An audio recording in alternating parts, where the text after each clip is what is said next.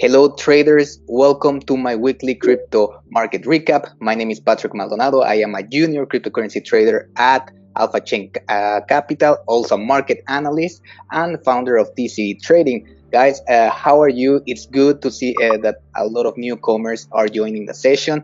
I know there's a lot of people who are, usually on my webinars, which is great as well. For all of you who are new, the way that I try to do these webinars is basically kind of in a very structured way. So first of all, I cover the news of the past weeks. Why? Because it's important to have the overall sentiment of what might be happening during this week, right? That's why we go to the most important news of last week, just to see what's the overall market sentiment in there. Then I cover more about market analysis, so I will go into the macro picture. Sometimes I go into the micro depending on the moves of the market. The market has been super quiet for the past weeks. I think even for the last month, we're basically at the same point that we started around in November or August, if I'm not incorrect. Anyways, after that, I usually cover a topic of interest, guys, and this is where it comes to a lot of conversation with you as well, because the last part is basically a Q&A where if you have questions, I would encourage you to write them down in the chat or whenever you have them, write them down, and in the end I will go and review them. And also if you have questions or topics of interest, that's a very good way to let me know. In the past webinar, it's unfortunately that we couldn't save it. We had some technical issues there, but we talked about proof of stake. It was a very useful topic. Again, someone requested it, and that's why I did more research on it and I discussed it with everyone. Okay, so there's a lot of news today, so let's jump into it. I will switch my screen so that you can see the first news.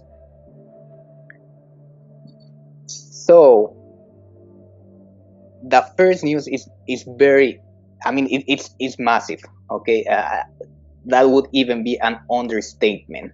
And a lot of you might have heard about Bitmex, but Bitmex is basically the leverage giant in crypto. It's the biggest leverage exchange that there is. Of course, more market share has been gained by Binance, by Bybit, Derbit.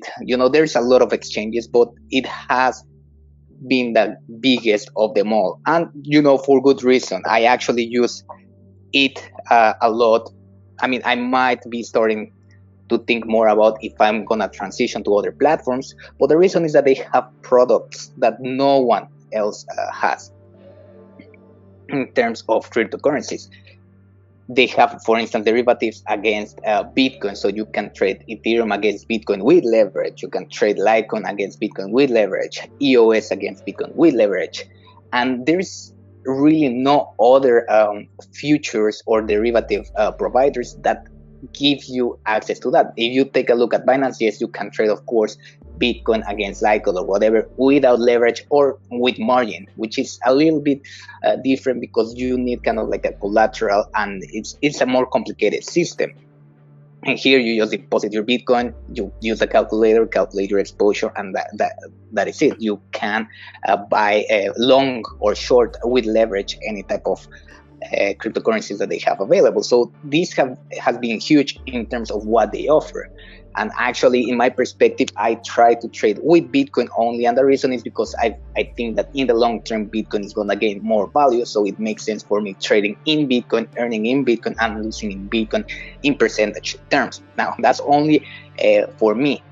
But here the news, the CFTC charges Bitmex with illegally operating derivatives exchange. Now, it's important to understand that Bitmex does not trade or does not allow people in the US to actually trade with their platform. They have some forbidden countries, they have some forbidden areas, and so forth and so on. Now, the thing here, and the reason why they are kind of being attacked in this manner, is mainly because of the their lack of KYC or AML. So for you guys who don't know, of course, from previous years, cryptocurrencies have been seen as kind of like this gateway for illegal activity and for money laundering, etc., etc. Now, even right now, as of today, it's really a very, very small percentage of activity within this reason. And the reason is because there has been a lot of regulation, there has been a lot of new implementations like KYC upon all of the exchanges. So now it's very difficult if you want to open an account and get some Bitcoin. It's very difficult, if not almost impossible, to do it without having like proper identification. Now here, so the CFTC, what they're really charging them is because of violating anti-money laundering regulations, which is AML, which is basically doing a KYC or know your customer process, which they will ask more information about you. They will ask your passport, they will ask you for your details, where do you live, etc., just to know that you are compliant with their trading environment. So for instance, in this case, they did publish that they would not basically accept clients from the US. Now the problem is that their KYC was null. There was no KYC, meaning that you could open an account, and as long as you use a VPN or you are in using these kind of services so that you seem to be in another part of the world, you could have used it. So they were not really enforcing any type of KYC. Thus, a lot of people, even from the US, were exposed to their services.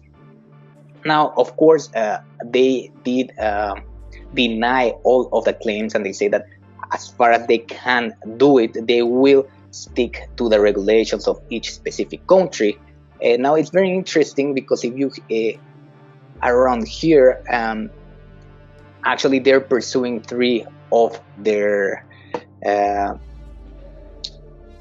directors, I believe, one being Arthur Hayes. So the individual charged include Arthur Hayes, publicly known as the CEO of Bitmex, as well as Ben Dillo and Samuel Reed. The CFTC alleges that these individuals are owners and operators of Bitmex through a maze of corporate entities. Now, it's not new news that a lot of the brokers, they have really complex structures. A lot of them are in the Seychelles. Some of them, for instance, Binance started moving from one place to another, and now it's Malta and so on. And the reason is because of regulation. They have to be very flexible in moving, because maybe you have a government that's going to overtax you in terms of transactions, as some of the European regulations wanted to do, in terms like if you transfer from one cryptocurrency to another, then you should be charged VAT. But there's a lot going on in terms of regulation, so they want to be as safe as possible. So if there's a new kind of like place where it's very friendly towards cryptocurrency or towards this financial structure that they require, they will go into there.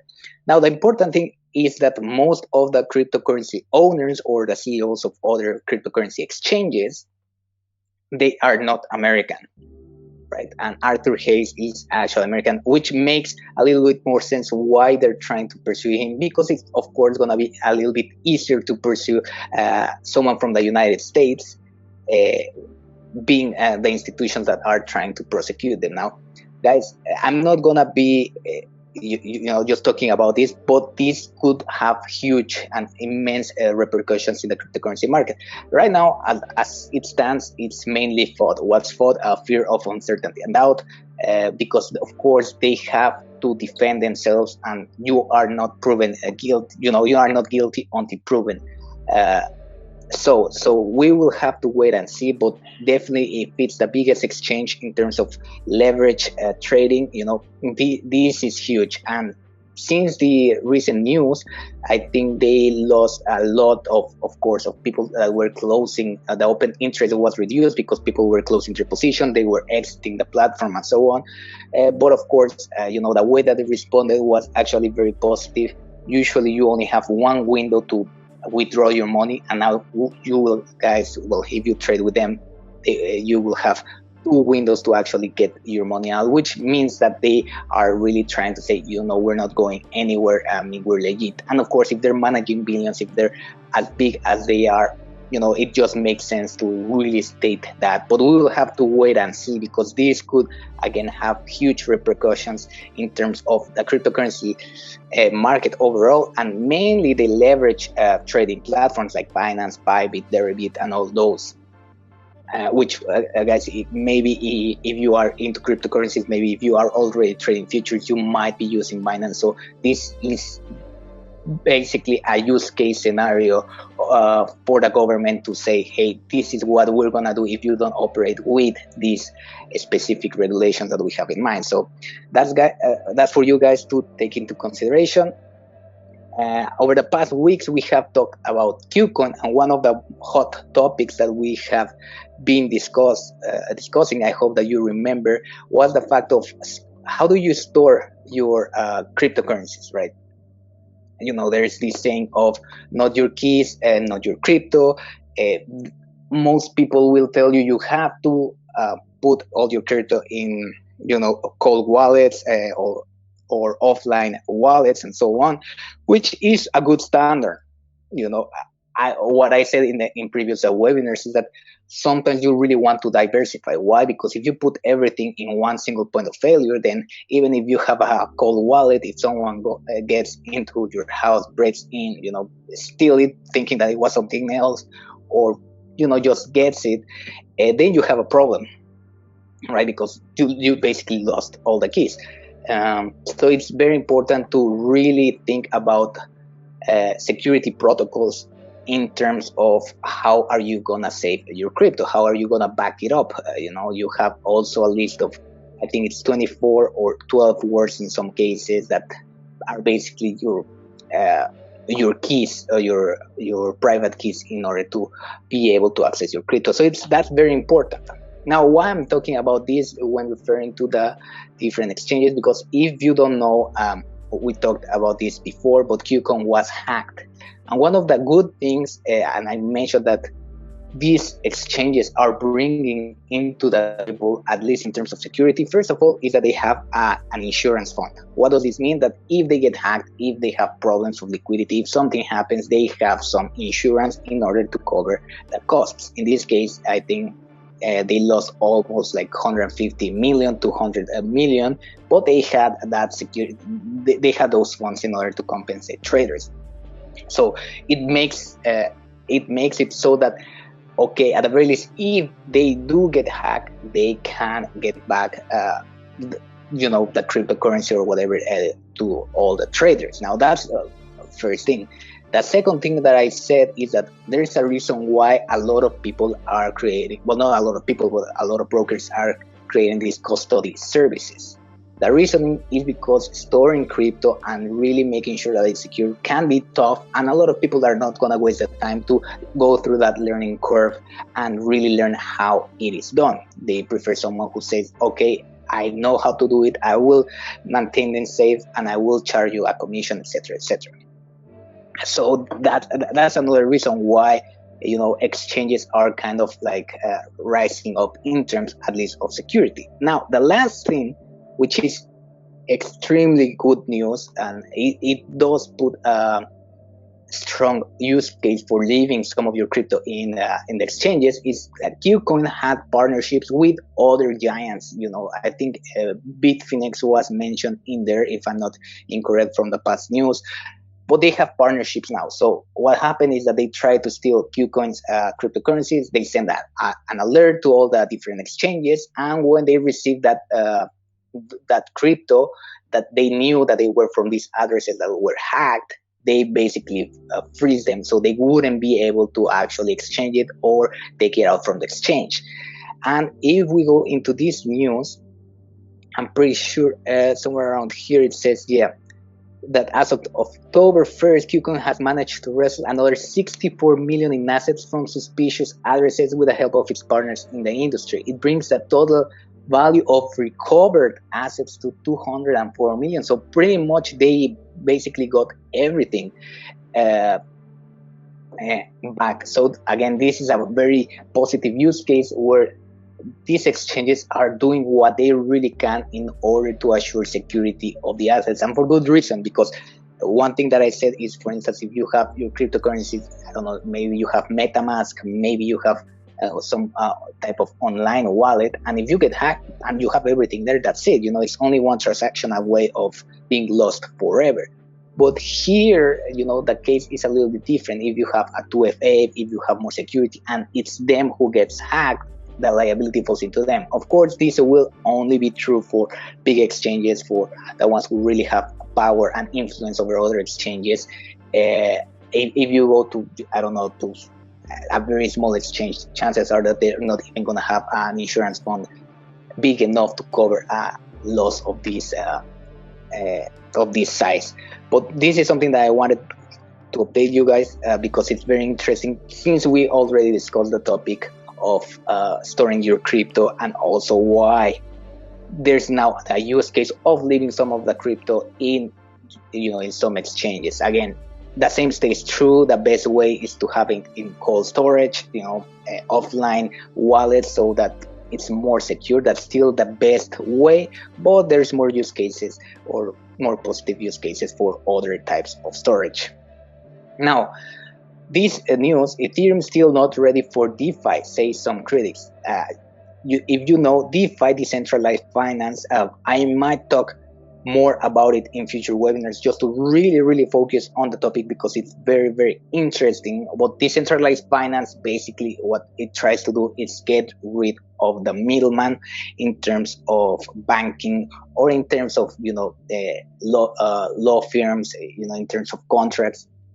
The point that they want to do is to get rid of the middleman and all that commissions, to make it almost peer-to-peer, or as far as as I'm concerned, to make it so close that you don't need intervention from third parties, which is I think it's a very good idea. Of course, I mean, the cheaper you can get a service for, the better. And it's been a hot topic in the cryptocurrency market. If you have not heard DeFi, I mean, you might be living under a rock for sure, because this is the hot topic, and it has been the hot topic. A lot of currencies have been going up in basically exponentially up to the upside, right? So this is very interesting that they say that Ethereum is not ready for DeFi.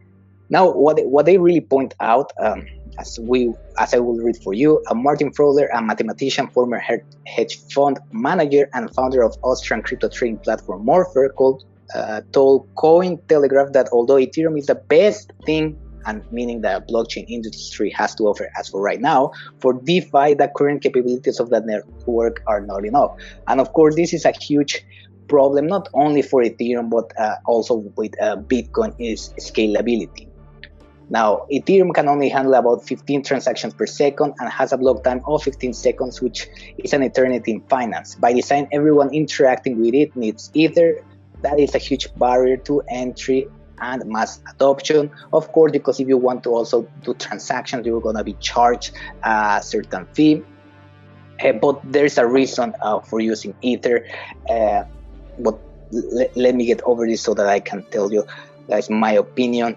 So there is cryptographic proof of everything that happens on the sidechain on Ethereum. People are able to trade without needing Ether. They don't pay any fees, enjoy a settlement time of 1 second, and are completely independent of many congestions on the Ethereum network. And this is basically trying to say, what do they need in order for mass adoption? Now, I think here, they do talk more about Ethereum 2.0, which is the big development in Ethereum, or the next big thing that we are looking for, which basically should introduce also proof of stake. It should introduce a lot of upgrades.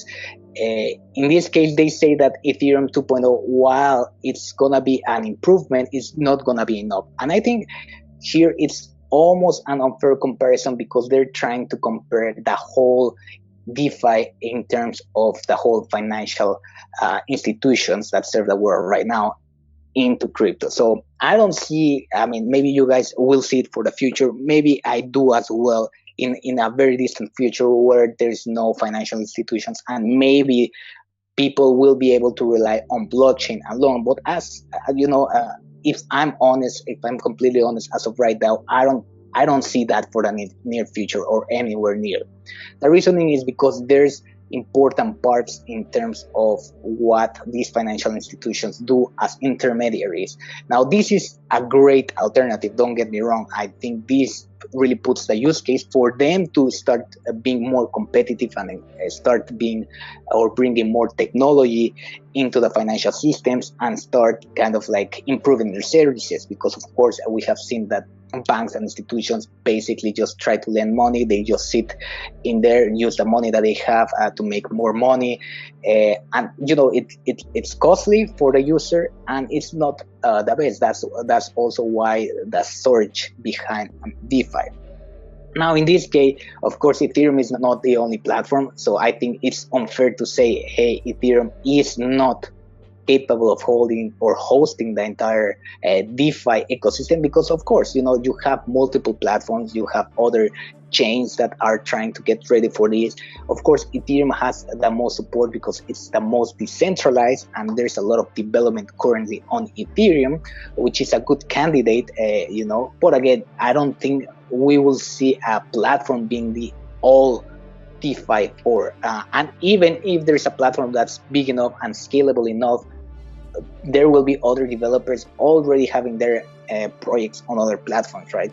So here, I think this is where a lot of other altcoins in terms of, interoperability between different chains and between different coins is needed, because I believe that what's going to happen is that we are really going to have different ecosystems, and then we're going to have a way to be able to interact with each other, which is, I think it's called Oracle as of right now. And, there's some cryptocurrencies that are aiming to do this. Of course, that's another whole topic to discuss more deeply. But, I just wanted you to understand how DeFi is so big, and how different developers, different chains are trying to really be that host and be scalable enough. But scalability is just a huge issue in terms of blockchain, because there's a lot of work to be done, a lot of you need to register, and also think about how transparent it is, and most important, immutable, right? If you have a bank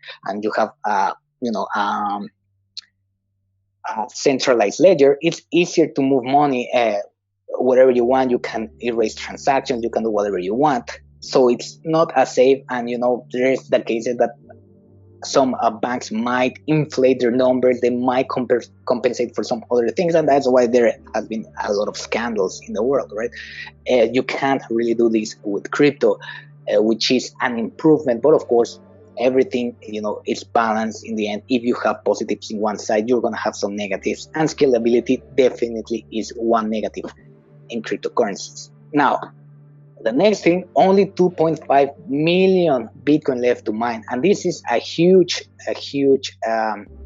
let's call it goal in terms of Bitcoin, in terms of mining, because if there's a definite number of Bitcoins that can be mined. Here it says with only 21 million Bitcoin to be issued, a little under 2.5 million Bitcoin remains for mining. So just to give you guys, because I see some of you are new, probably if you join the cryptocurrency webinar, you already more or less know about Bitcoin, about blockchain, and so on. But in terms of Bitcoin, it's an algorithm. I'm not going to explain everything, but basically every 4 years there's a halving. The halving, what it does, it changes the code, or it's part of the codes that makes it so that miners or people who are trying to get more Bitcoin by solving an algorithm, they get half the Bitcoin that they do every 4 years. So every 4 years, the amount of Bitcoin that can be supplied is going to be reduced by half, and so on.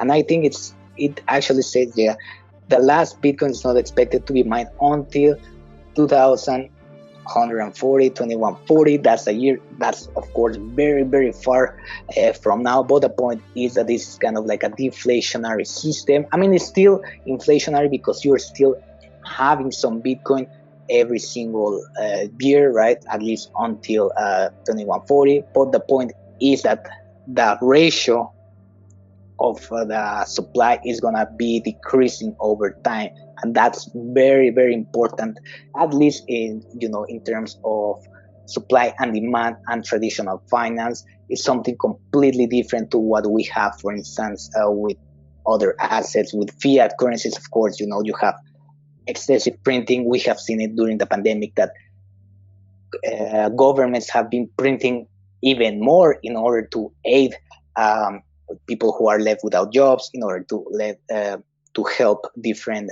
small businesses and so on.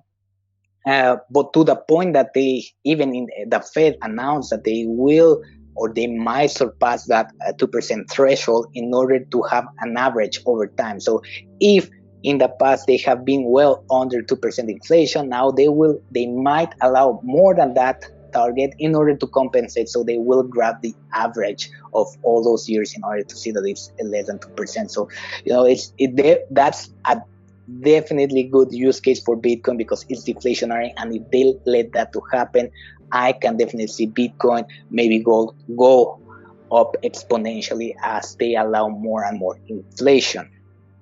And now, of course, here you have to take into consideration institutional demand. It has been increasing. There's more people trying to get into crypto. There's more people interested. The way to get crypto is also way easier. It just takes you downloading an app, putting your credit card, and that's it. You have access to some Bitcoin. So this is definitely some good news in terms of what's happening with Bitcoin as well.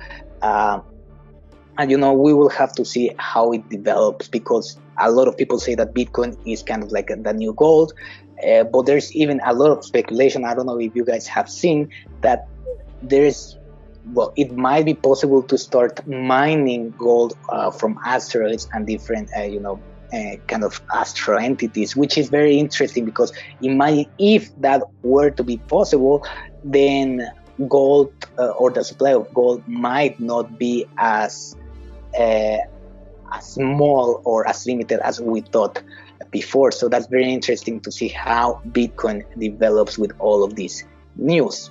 Now, something that I said during the past week, even if we take a look at the price action, I think that you can see, I'm just gonna make this bigger. Here we have the Bitcoin against the dollar. So I hope that you see that we have been basically stagnant over the past few days. In fact, we are almost at the same price from the beginning.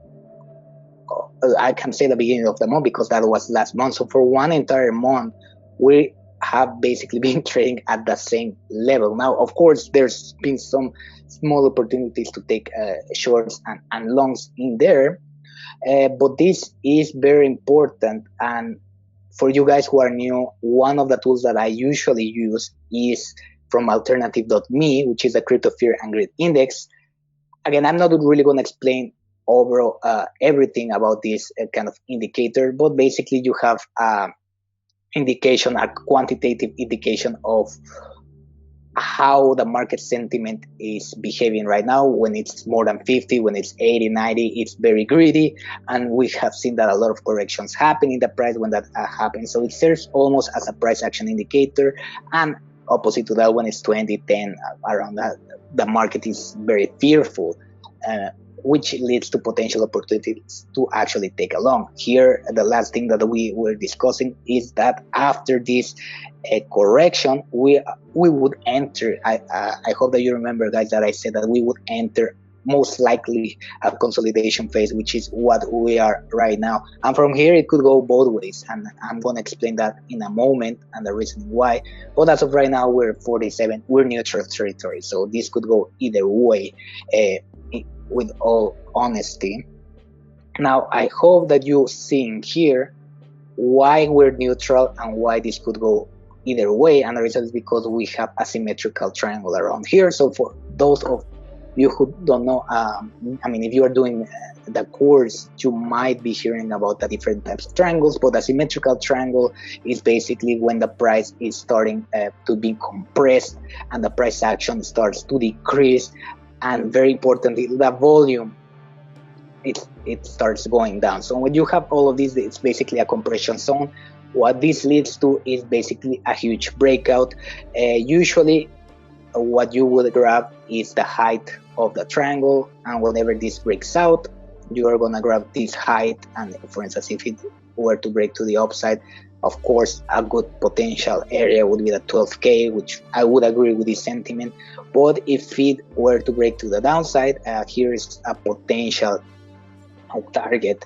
And here, very interestingly, it would fall with one very big resistance. And of course, guys, if you have been watching my webinars, you would know that below there, if we go to the Bitcoin futures, we still have a gap that was not fully filled here.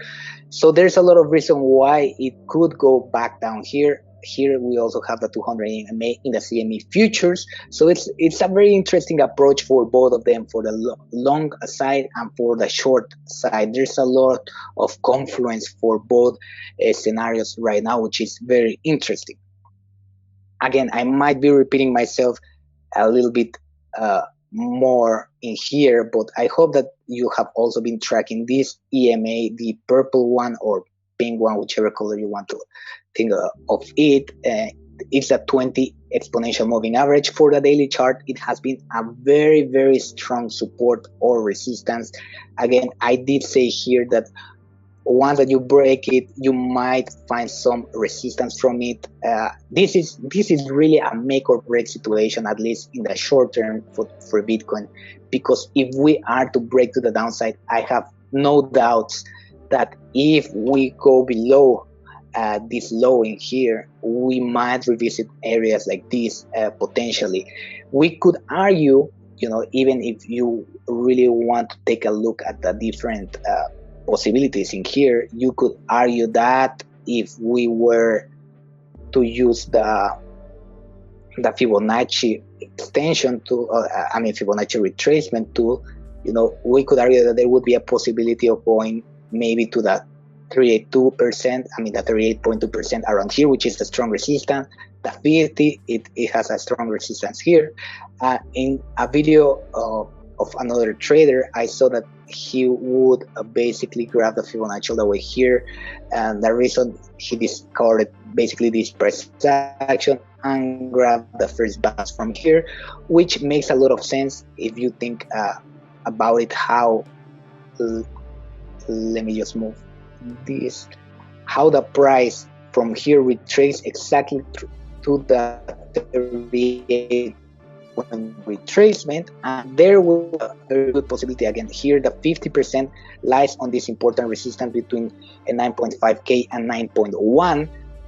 That has been a very strong support and resistance previously, and the 618 falls into this other very important resistance. So definitely this is, again, a make or break situation. Where it breaks down, we could retest the 50%.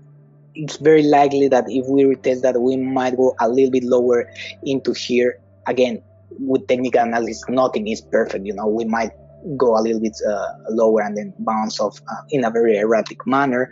But the way I see it, there's strong possibilities that if this is to break to the downside, we can see a more price action in these areas. Now, 10K has been defended a lot. Of course, you have to think it was here resistance once, twice, and here 3 times. So 10K is really a very strong level, and we have maintained it so far. But now, what you usually would like to have seen is the price coming here, bounce from 10K, and then create a higher high. If I would have seen that, there would be no doubts of me saying, yeah, we might head to 14,000 or maybe even higher. But since we are starting going to this consolidation phase, we're basically not creating a new higher high, and we could potentially start creating a new lower high. Now, for those of you know, this is basically the principles of technical analysis in terms of uptrends and downtrends. Uptrends are characterized by higher highs, and higher lows. So we are still in this trajectory of higher highs and higher lows, which means we are still technically in an uptrend. But when things start reversing, then you have the opposite. You have a lower high around here. That could be the case, and you have from here a lower low. So that means that you are in a downtrend. So if it breaks to the downside and it breaks this level, we would definitely be entering a downtrend, at least for the short term. Again, long term, I see a lot of use cases for Bitcoin and for cryptocurrencies to be more adopted. But I mean, this is definitely something completely new in terms of the market, overall market sentiment. And here the DXY is the dollar currency index. If you remember, I talked about the possibility of this coming down, retest here, and then bouncing up. If you know, the president of the United States, he became ill from COVID-19. So this probably was some price action regarding that, because that happened during the past days. So this might have been a reaction to that. Now, here, the point that I want to convey is that there's a lot of uncertainty in the market, because we're not only having a pandemic around in terms of economy and politics. There's also elections that are coming next month, which is going to be very interesting how everything moves, because usually, again, what I said before is that if we take a look at the past history, it seems like around October, November, the price action for the DXY tends to go up. But I don't think we have ever suffered from a pandemic within an election time and with a lot of global uncertainty, right? Because even though there has been pandemics before, it has not been in terms of more contemporary or modern times. I don't think we have seen something like this. Of course, we have seen way worse because of the technological of that technology that we had in terms of medicines and healthcare and so on. It has been more devastating, but right now the economy is very related to what's happening around, and the reason is because a lot of people they have a lot of ease of access, let's call it like that, whether they can only by their phones start investing, buying, selling, using leverage, telling these brokers to even put bigger orders that they can afford. And this is all why it's kind of like the economy is starting to shift more, and it's becoming more volatile, because a lot of more participants are able to join. Now, I don't want to just digress on this, but this is something that you really need to look at. This might still be kind of like a fake out. We need to see what this week does, because if it does break and continues going back down, potentially Bitcoin could break to the upside. This is why I'm kind of 50-50 here, because in terms of Bitcoin price action, it seems that there's a lot of possibility for going both ways. I would say down, going down, it would be more likely in terms of indicators, in terms also of price action, and in terms of the different moving averages. But the use case for this actually going up, I mean, the case is there. It's almost 50-50. And here, if we lose this level and that the XY comes back down, we would see things like the stock market and also the gold going up. Definitely as well. If we take a look at gold in here, this has been the case. Here, gold has not proven yet that it won't be rejected from this level. If you have heard from my previous webinars, I always say that it's better to graph kind of like an area in here rather than a specific line in terms of looking at supports and resistances. So we're in that area. So this could still be rejected. So we'll have to wait and see. Definitely, I'm thinking that either this week, at the most next week, we're going to have a breakout in the market. If we just take a look before we go into the specific topic, the stock market has been rallying a lot. In terms of price action, usually you will have a strong uptrend most of the time, and then sudden corrections. And it seems that despite the global pandemic, despite what's happening in the US right now, markets are still looking strong and rallying from key support levels, which is good. But again, in terms of how how the economy is looking in terms of what Ron calls as Main Street or just the real businesses, the small businesses out there. They're really suffering, and in terms of people looking for jobs, there's a lot of unemployment around there.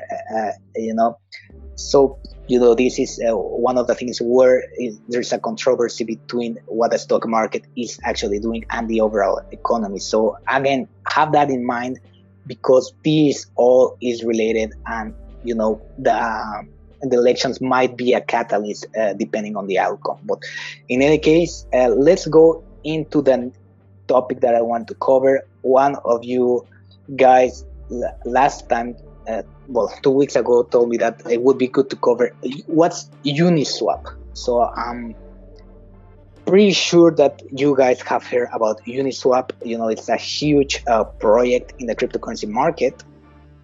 So I'm gonna be covering what's Uniswap and what I think in terms of investment opportunity. Of course, I'm not a financial advisor, but I will give you guys my thoughts in terms of if I would invest and why would I or not.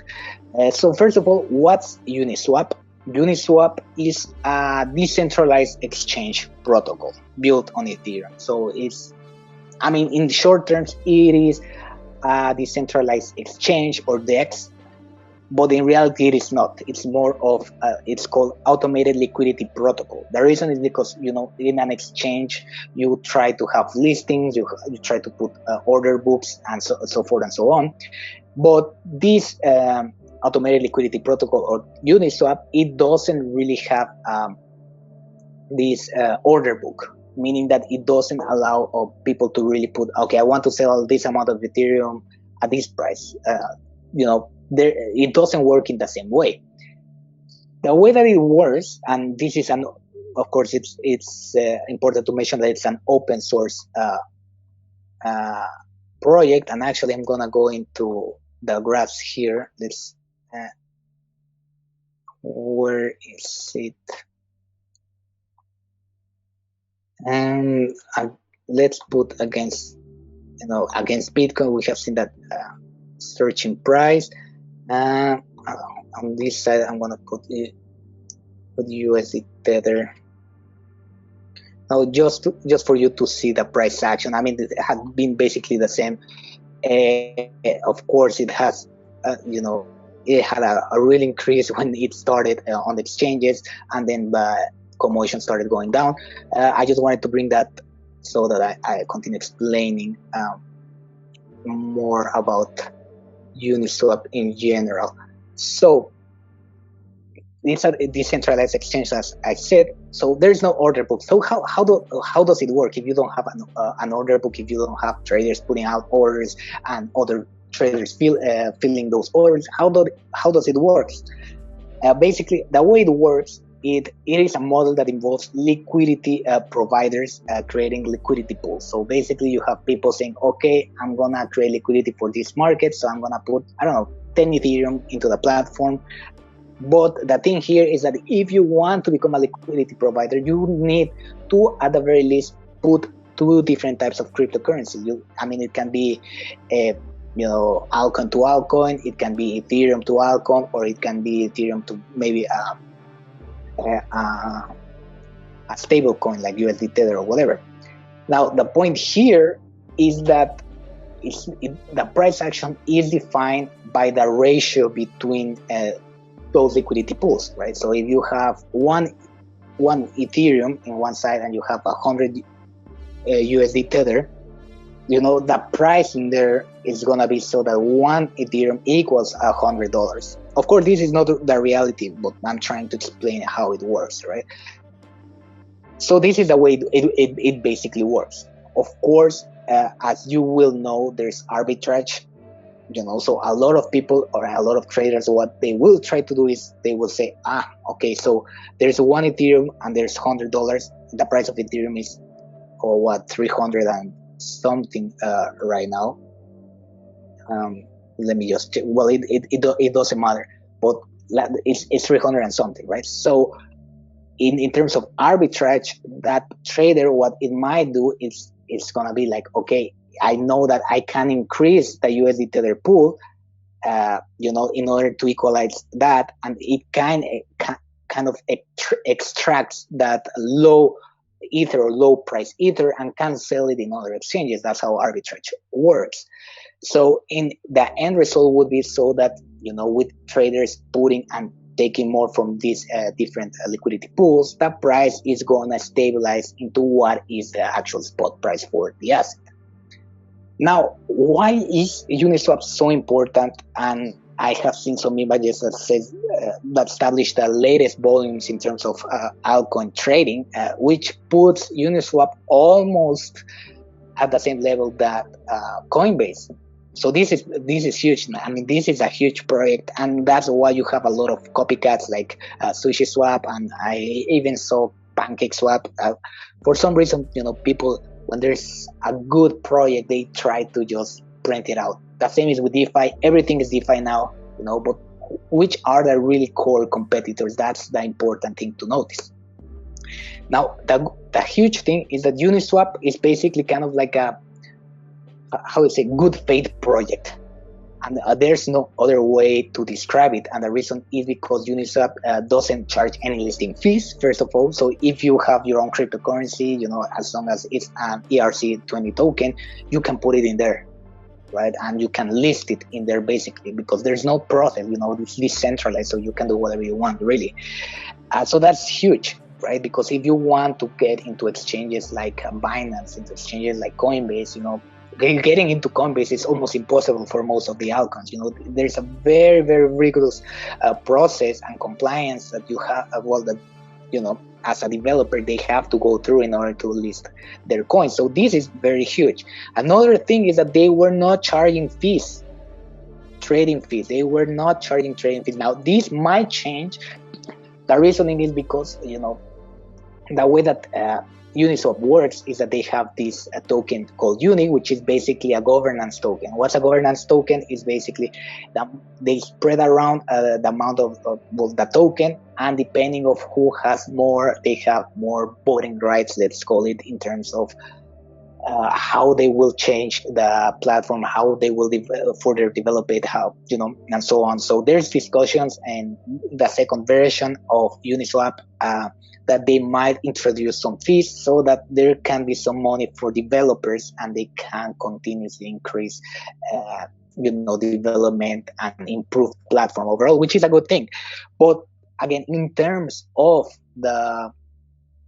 what they're trying to achieve, it's huge. If you don't have listing fees, if you are basically trading without fees, in comparison to Coinbase mainly, where most of the fees are kind of like 1% of, or maybe a little bit less. I mean, last time I tried to buy some crypto in there and just try to trade it, I ended up spending a lot in terms of fees, which is why if you trade with Binance, for instance, I think taker fees are almost 0.04% in some cases, or at the most like 0.1%. So, I mean, there's a huge discrepancy, and this is mainly the reason why this is competing more against the likes of Coinbase than might be against other brokers.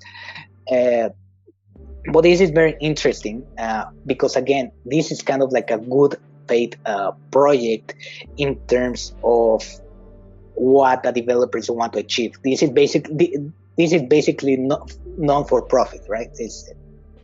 They're not trying to make a lot of money. They're trying just to put the protocol in there so that people can use it, and it's very easy. In order to use this one specifically, it's very easy because I've used different before. I don't remember the name. I think it was an Ethereum, of course, an Ethereum decentralized exchange back in the day in 2017, which it was buggy. It was really a bad user interface. It was awful. Just experience of trying to get into that exchange was really bad. But here, they're making it very easy so that you can only go to their webpage. If you have, of course, Google Chrome, you can have MetaMask in there. So you basically just connect with MetaMask and exchange it, and that's it. It's very straightforward. Now, in terms again of how it works, it's called automated market maker. What the automated market maker does is it creates smart contracts that hold those liquidity reserves, right? So that traders can trade against there. So again, this is why, you can create a market by depositing equivalent values of two tokens. And this is what I've explained before. So it's a very interesting approach. Of course, you rely on arbitrage so that the price is the same as the spot price. And, it's interesting, the token that they have, because it's basically governance rights. And this is what I wanted to get into in terms of kind of concluding with a webinar and also with this topic.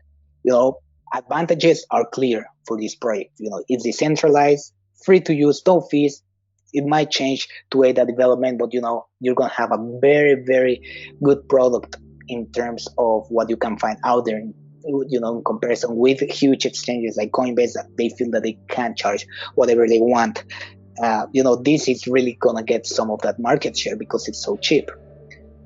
Disadvantages: the AMM, the automated market maker requires arbitrage. That's a could be a positive, could be a negative, but it does not reflect the actual price of right now. If I went into there and tried out, and it's very close to the spot price, but even there they have a disclaimer that if you want to put a very big order and there's not liquidity, or if the price might change, they will just not accept your order. So that could make it so that there's kind of like a lot of slippage sometimes, which is normal for this kind of let's call it experiment right now, but it seems that with the current development it might really work out.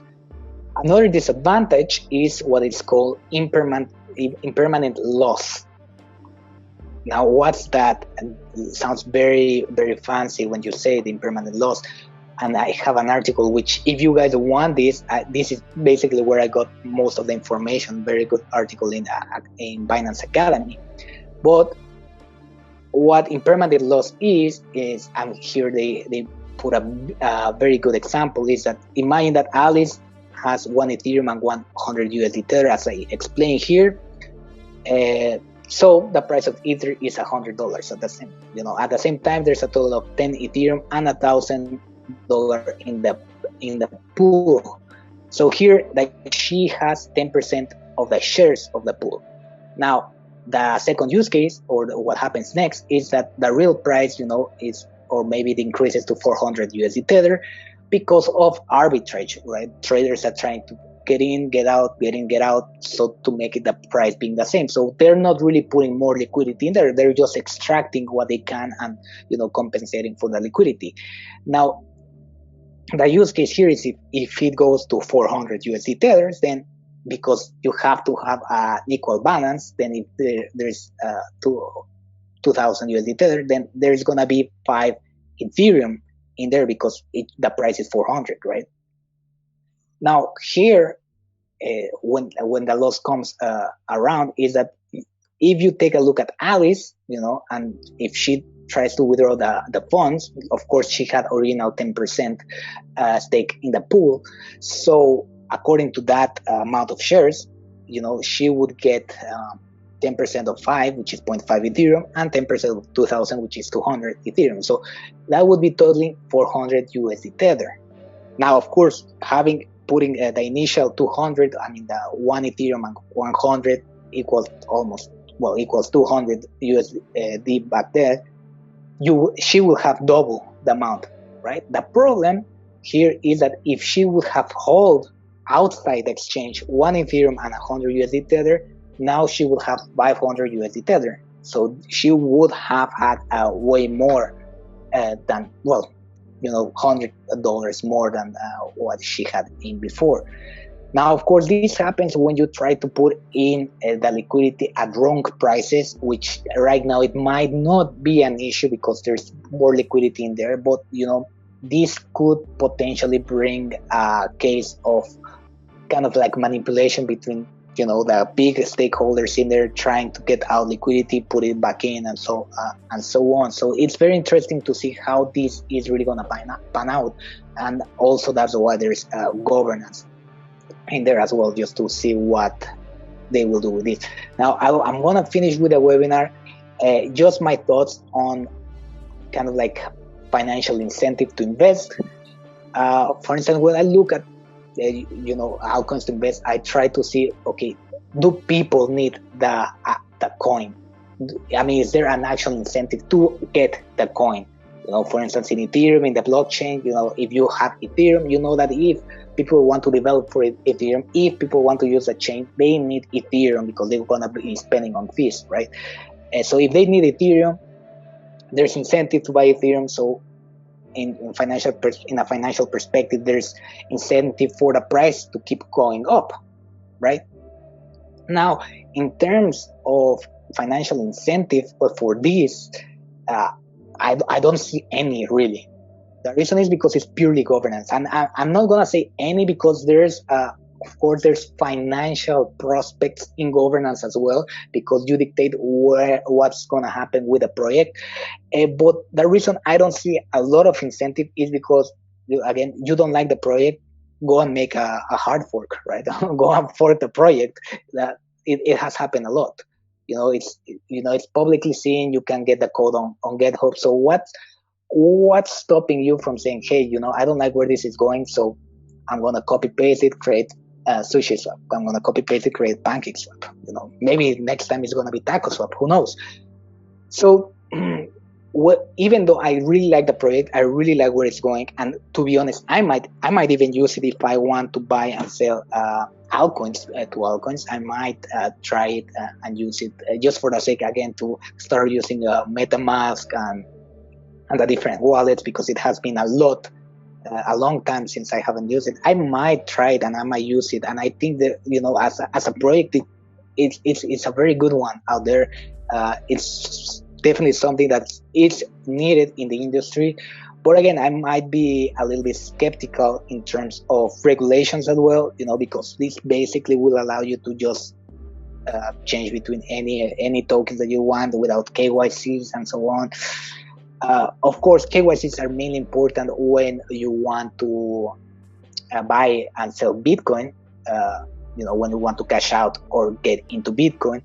But as we've seen with Bitmex, it's also important that if you can trade in there, if you can earn money from there, it's very important that you have KYC so that you avoid laundering issues. And being decentralized, what stops someone from the US just go in? Of course, they might not be doing anything illegal in terms of future and derivatives, but it's hard. It's very hard to regulate a decentralized a decentralized exchange. So there's a lot of regulations that are going to be happening now with the European Union and so on, just to see what's going to be done with this. Definitely a project that I'm looking forward to, a project that I might even use for trading, but I don't see myself really investing into this altcoin. And the reason is because, again, there's no really financial incentive. If it was listed on Binance, it pumped, then people are realizing that, okay, it's a good project and everything, but where's the where's the return of investment, right? It's not like at the very least proof of stake coins and DeFi, you at the very least get some of the staking in there. So that's only my opinion on here. Take it with a grain of salt. Do more research. If you guys want this link, I will put it on Slack. It's very informative. I totally recommend you. I mean, I went through most of this. Very interesting project.